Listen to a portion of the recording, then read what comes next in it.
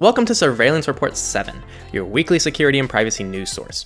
This episode is brought to you by us!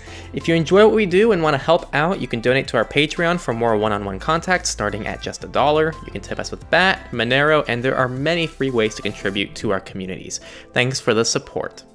Coronavirus has been all over the news, and unfortunately, it's had a lot of effects on the security and privacy world as well, both directly and indirectly.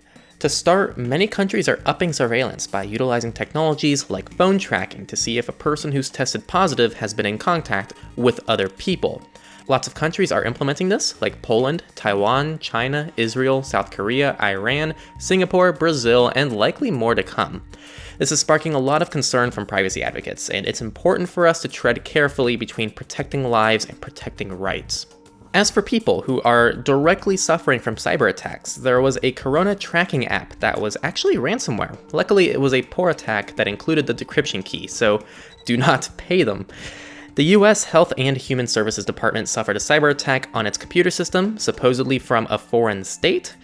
Those princess cruises weren't just great vacations to spread corona to all your best buds, but they're also great for spreading your information since they confirmed a data breach.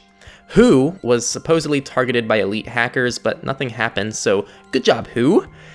Attackers are changing DNS settings on Linksys routers to redirect users to malicious websites with coronavirus applications.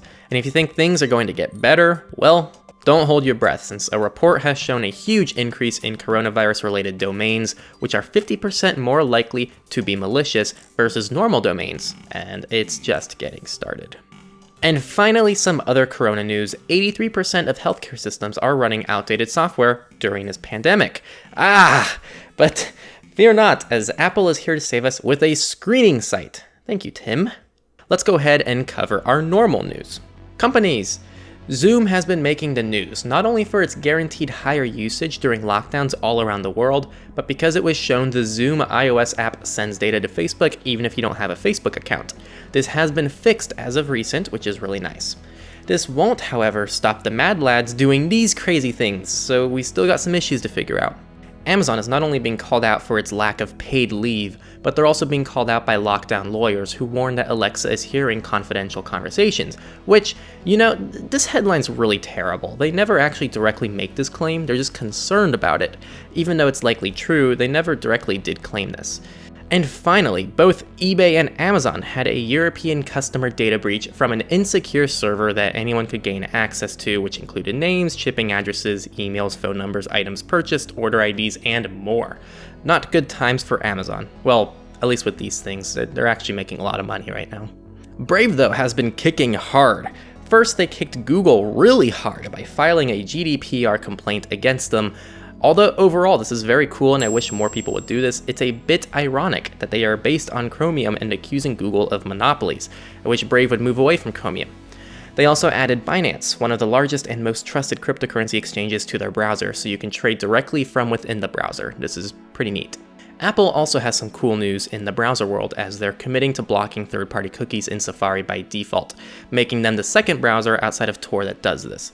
But they took a couple steps back with a bug that prevented VPNs from encrypting all traffic, which could expose users' data or leak their IP address. Oof. Finally, Microsoft has a bug that is deemed critical and affects all versions of Windows. Sadly, Windows 7 will not get patches, so tough luck if you're running something too old. Moving to research, Android had a couple issues this week, starting with an in-depth study looking at API calls across Android, which found IAMs can get a list of apps users have installed. Many of these apps did nothing else after obtaining this list, leading researchers to think it's just simple data collection. Most of these are from third-party libraries, and the actual app developers are unaware of the issue's existence.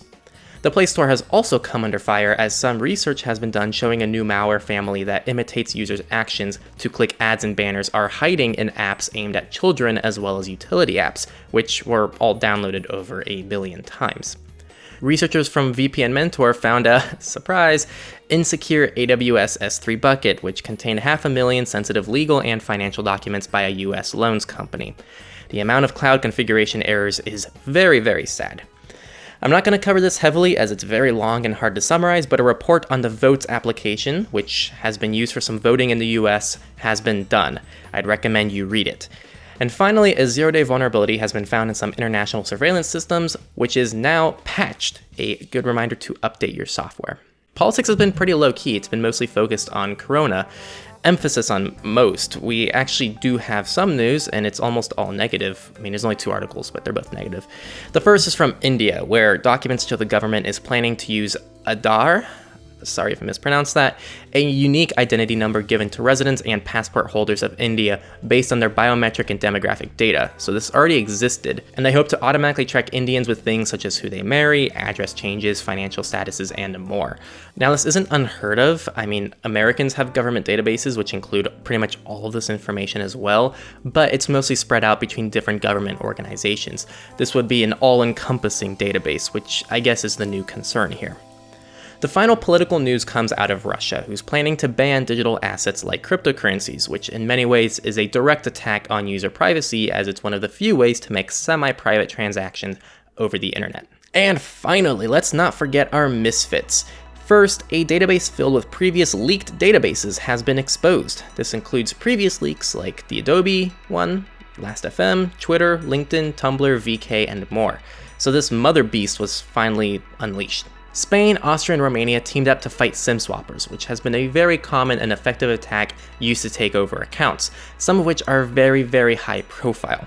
12 individuals were arrested in Spain and 14 between Austria and Romania. And if you thought those guys were bad, get ready to hear about this bad USB, which is a malicious USB that was hoping to fool whoever opened the package at a hospital, as it was a Best Buy gift card that could be redeemed through the USB. Oh man. And as if a hospital wants a new 4K TV, they should have sent them a gift card for additional masks or something. That'd get some attention.